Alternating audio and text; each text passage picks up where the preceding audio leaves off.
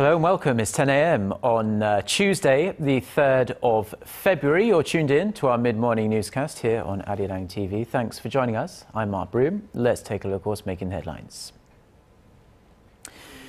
Japanese Prime Minister Shinzo Abe restates his desire to deploy Japan's military abroad for self-defense in the wake of Islamic State's beheading of 2 Japanese nationals. Prosecutors are seeking a 3-year prison term for the former Vice President of Korean Air Cho Hyun-ah for her actions in the so-called nut rage incident. Plus, US President Barack Obama sends a $4 trillion budget proposal to Congress that seeks to raise taxes on wealthier Americans and corporations and increase domestic spending. Our top story this morning, Japanese Prime Minister Shinzo Abe has raised the possibility of Japan's military playing a more active role in rescuing its citizens abroad in the wake of the killing of 2 Japanese men by the extremist terror group Islamic State.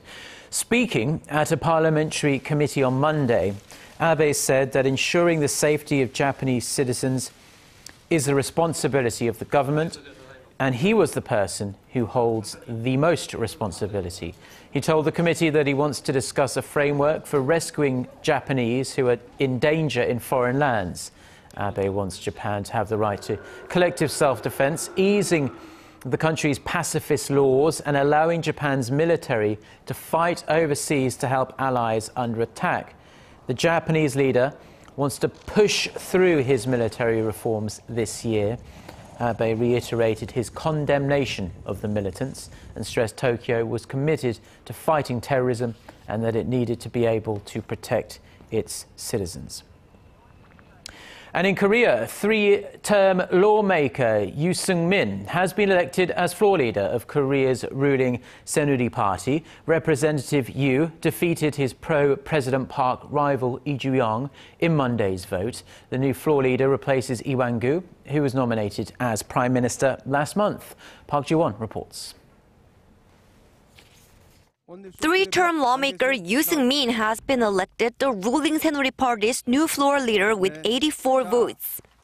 149 of the party's 158 lawmakers cast their ballots on Monday at the National Assembly. In what had been a tight race, the 57-year-old lawmaker defeated 4-term lawmaker and former Maritime Minister Lee Ju-young. Yoo's more critical of the current administration than his opponent Lee, who was considered a pro-Park Geun-hye candidate.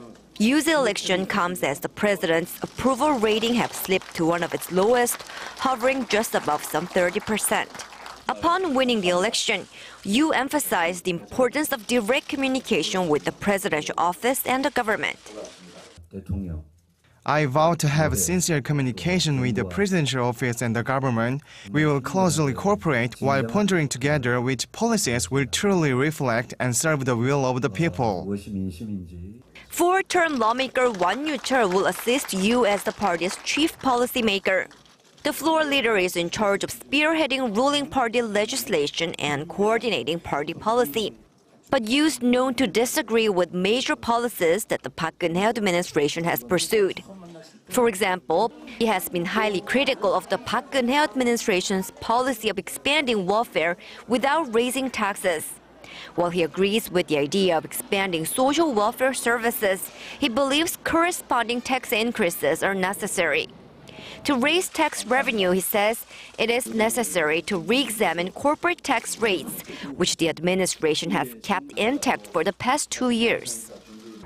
The new floor leader Yoo Seung-min and Saenuri Party leader Kim Moo-sung both stand outside the mainstream of the ruling party, meaning the administration could lose momentum on its reform drive in the public, labor, finance and education sectors, which it vowed to push through this year. Park Ji-won, Arirang News. Now to the trial of the year here in Korea, and prosecutors are seeking a 3-year prison term for the former vice president of Korean Air for her actions in the so-called nut rage incident. After a final hearing on Monday, the prosecution team said Cho Hyun-ah, the eldest daughter of the airline's chairman, should serve 3 years behind bars for violating aviation safety regulations, assault while on the plane, and coercion. They added that Jo has shown no sign of genuine remorse for her actions. The former executive continues to blame the crew for her heat-of-the-moment decision to order a senior crew member to deplane in New York in early December after they did not follow the proper procedure for serving nuts to a passenger in first class. Prosecutors also allege Jo systematically interfered with the government probe following the incident. South Korea's top nuclear envoy will be in China this week for discussions on North Korea's nuclear program. Seoul's foreign ministry says Hwang Jung-guk will make a 2-day trip to Beijing on Wednesday and will stay there till Thursday for a meeting with his Chinese counterpart Wu Dao-wei. This follows a trilateral meeting among nuclear envoys from South Korea, the United States and Japan in Tokyo last week on bringing North Korea back to the 6-party talks. The multilateral dialogue involving the two Koreas, the United States, China, Japan and Russia, has been stalled now for more than 6 years. Now, on a related note, it has emerged that Washington's chief nuclear envoy reportedly offered to meet with a top North Korean diplomat in a third country. Citing diplomatic sources in Washington, Seoul-based Yonhap news agency reported that Sung Kim proposed to meet with his North Korean counterpart, Kim Gae-gwan, but the meeting did not materialize because the North insisted on holding the talks in Pyongyang. The proposal was reportedly made via the so-called New York channel ahead of the US diplomat's trip to Tokyo for a trilateral meeting with his South Korean and Japanese counterparts. Now, if this is confirmed, it would signal quite a big shift in Washington's long-standing stance that Pyongyang must first take concrete steps towards denuclearization before any talks can take place. A top UN official says there's no way human rights can be protected in North Korea while the country is under the leadership of Kim Jong-un. In an interview with the Associated Press on Monday, the UN Special Rapporteur on Human Rights in North Korea, Marzuki Darusman, said the estimated 80,000 to 100,000 prisoners will only be freed from North Korea's prison camps once Pyongyang's cult leadership system is overhauled. Darusman added the regime will only be completely dismantled when the Kim family dynasty is removed and a new leadership takes over. He noted a resolution passed by the UN General Assembly last year that calls for the North Korean leadership to be referred to the International Criminal Court for alleged crimes against humanity. UN officials said it was significant as it shows the world is ready to get tough on North Korea over its appalling human rights record.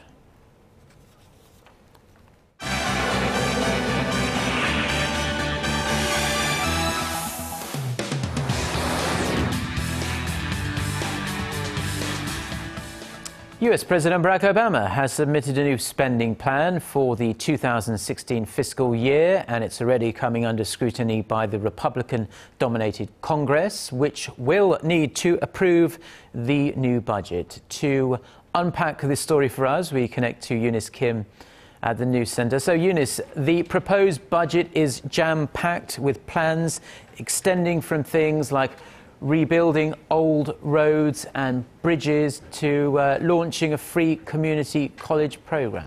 That's right, Mark. It is a record $3.99 trillion budget proposal, which is a 6.4% increase from this year's estimated spending for the US of A. And it reflects a shift at least taken in the Obama administration to borrow some of his words from mindless austerity to smart investments that strengthen America. What it also reflects is a fight in the GOP-led Congress, since it includes a hefty tax on the rich and multinational corporations. An estimated $320 billion is projected to be raised here, and also Obama's comprehensive immigration law. It also removes current budget caps and outlines middle-class tax relief. And even before this proposal was delivered, Republicans already showed resistance. House Speaker John Boehner characterizing it as a plan for more spending, more taxes, and more debt. GOP leaders are expected to submit their own budget plan later this spring. The budget year begins on October 1st in the U.S. And Eunice, President Obama also said the Department of Homeland Security desperately needs funding. It's due to run out of money by the end of this month. Yeah, that's right. And it was the only department left underfunded through September. That is a point that President Obama addressed as well. He called on Republicans not to keep funds from the Department of Homeland Security due to its stalemate with the White House over Obama's executive order on immigration reform. He said that not only do their actions impact the services that the department provides, but of course also the tens of thousands of frontline workers, including Border Patrol and customs agents, airport screeners, and immigration officers. Meanwhile, in Europe, Greece, in fact, the country's newly appointed finance minister is continuing his charm offensive across Europe. He's been laying out his new plans to get Greece out of austerity.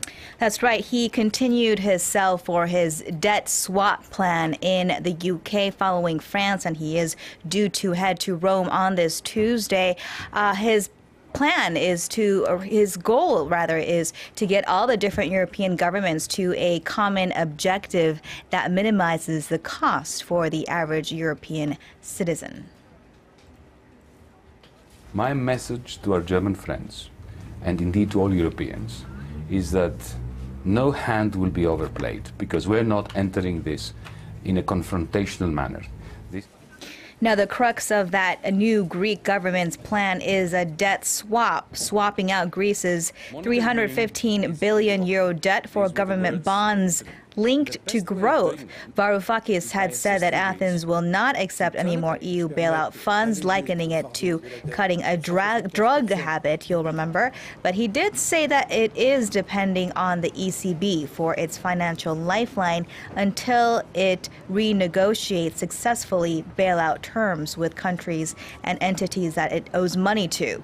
Now, news agency AFP also reported that Greek banks have recently asked for a €5 billion emergency liquidity assistance. That request is expected to be reviewed by the ECB's Governing Council later on Wednesday. Well, I'm sure you'll be bringing us details on that on Thursday then here in Korea. Eunice, well, thank you very much for your reports, and we'll see you back at noon. See you then.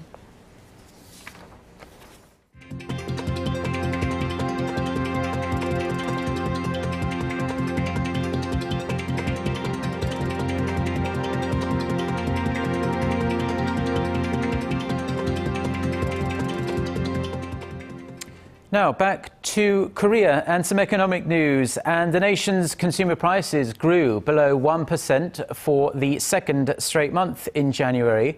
Statistics Korea says the index rose just 0.8% last month from the same month 1 year ago. The agency largely attributes the slow price growth to falling global oil prices that plunged over 20% in January from the previous year. Core inflation, which excludes volatile oil and food prices, rose 2.4% last month from a year earlier. Monthly consumer price gains on year have remained in the 1% range since October 2013, but prices actually began growing at an even slower pace from December last year. Now, as one of the world's top 10 trading nations, Korea's economy has long relied on exports. But in 2013, the contribution of exports to the nation's economic growth fell to the lowest level since the 2008 global financial crisis. So, Song Ji-sun reports. Latest data from the Institute for International Trade shows that the rate exports contributed to Korea's total economic growth in 2013 was 38%, the lowest level since 2008. It indicates how much real added value exports contribute to the country's overall expansion. On average, over the past decade, the rate of contribution stood at around 72%, but the figure has been on a continuous decline for the past 4 years, performing below par since 2012 on weak overseas demand. Economic recovery has been sluggish worldwide, and international trade volume has also dented Korea's outbound shipments, leading to a smaller contribution to the country's growth. Despite this, exports in 2013 still boosted the creation of new jobs over the 4 million mark for the first time. However, analysts say it is important the nation diversifies its mix of export items to consumer goods and service sectors to keep job creation up amid unfavorable external factors and slowed domestic demand. 송지선, Arirang News. Korea's Samsung Electronics fell behind Apple in the fourth quarter of last year in China's smartphone market. This comes a matter of months after losing its #1 spot to low-cost Chinese manufacturer Xiaomi in the third quarter. Data from Strategy Analytics, which you can see on the screen now, shows Korea's top tech giant was only slightly ahead of another Chinese competitor, Huawei. But for all of 2014, Samsung managed to hang on to its top spot, but it was only 0.2 of a percentage point ahead of Xiaomi. Now, making an invention usually requires some scientific and/or technical know-how, and in most cases, a lot of teamwork, lots of other people helping you. But for one local researcher with nearly 100 variations of different types under his belt, determination and thinking outside of the box is all it took for him. Our Kim Min-ji reports. It looks like a scene from Spider-Man. The device, made with the parts of 15 vacuum cleaners, enables a full-grown man to climb a wall. You might think creating something like this will require many hands with an understanding of scientific theory and technical skills. But it was made by one person on the ground floor of this very average-looking building. The space is a lab of researcher Oh Jang-gun, who has spent nearly 3 decades of his life here, working on objects ranging from the functional to the bizarre. If I come across a new technology while reading or surfing the net, I map it out. Then I think about what it could be used for and what types of people would need it. Oh is responsible for nearly 100 inventions, including sophisticated vehicles like hovercrafts and human-part aircrafts, and the unusual, such as this fighter robot. A person can ride it and control the arms, and anything can be fired from the pistols. Oh may be a bit eccentric, but he does have a humane side, and he is mostly concerned about people in need. I've made customized wheelchairs for the disabled. Everyone has a different disability, so the one I made was to suit the individual. What's more is that Oh isn't interested in commercializing his creations or making a fortune with them, and this is just something he does because he enjoys it. His latest project is a walking robot, which he says is the first step to making a wearable robot. 사람이 걸어갈 때 무릎 굽혀지는 거, 발목 굽혀지는 거. Oh hopes that someday this smart gadget will boost the strength of those who find it hard to stand, walk, or use their legs. Kim Min-ji, Arirang News.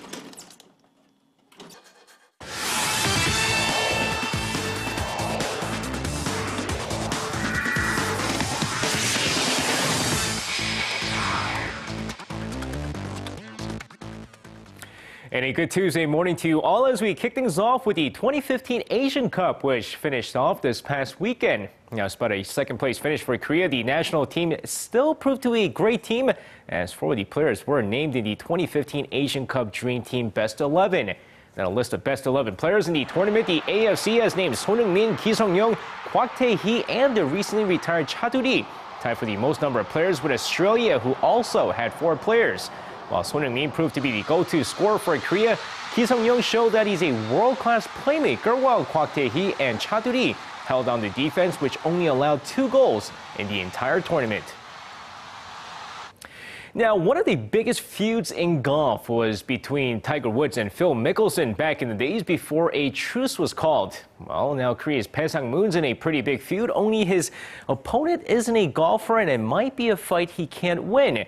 And after delaying his requested return to Korea by filing for administrative suit last month, the Daegu Regional Military Manpower Office has one-up his move as they file for a bill of indictment for a breach of military service law for not returning to Korea by January 31st as requested.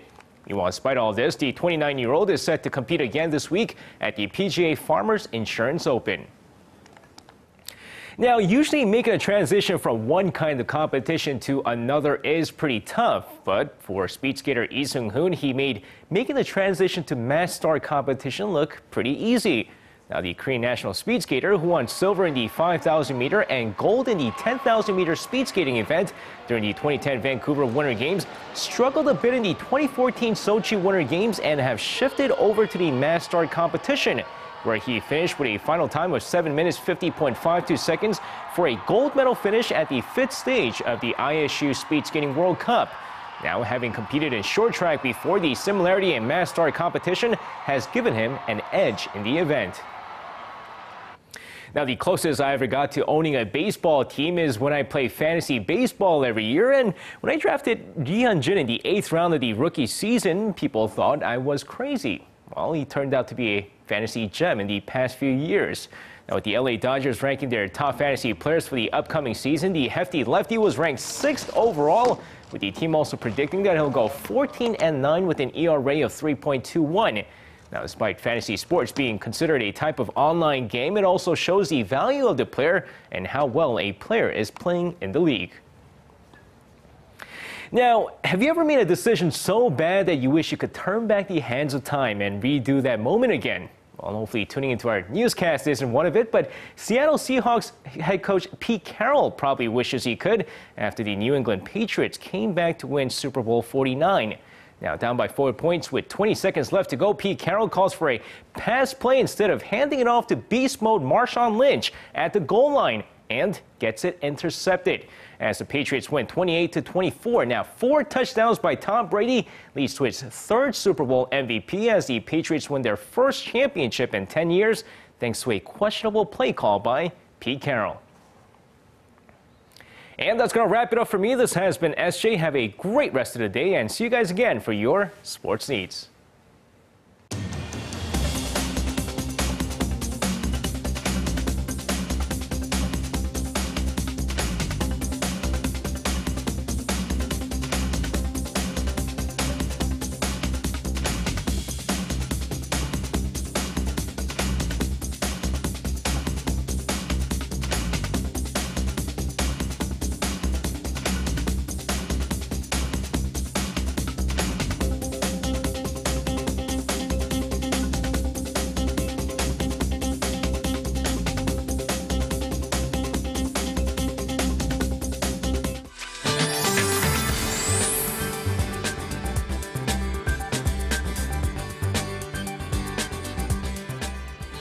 Good morning. January considered to be the coldest time of the year, but as we've all had in mind, the temperatures were generous enough not to shiver in cold that much, and the numbers prove it. January was milder than December by 1 degree, and we kicked off February under relatively mild conditions, and we have Ipchun on Wednesday, which is the beginning of spring, and according to the lunisolar calendar, lows though could go down a few notches, but highs will remain on the mild side for today and throughout the week under a good amount of sunshine. And right now we are looking at clear skies with a few clouds passing by, but more clouds will be rolling in as the day moves along, and the highs will be as mild or milder than yesterday, as the daytime high here in the capital will climb up to 5, while the top temperatures in Daegu and Gwangju rise to 9 and 8, and Busan will peak at 11 this afternoon. Now let's see how other regions are looking. It looks like Jeju Island will rise to 8, and Daejeon and Dokdo will top out at 6 and 5 respectively. Now that's all for Korea, and here's international weather for viewers around the world.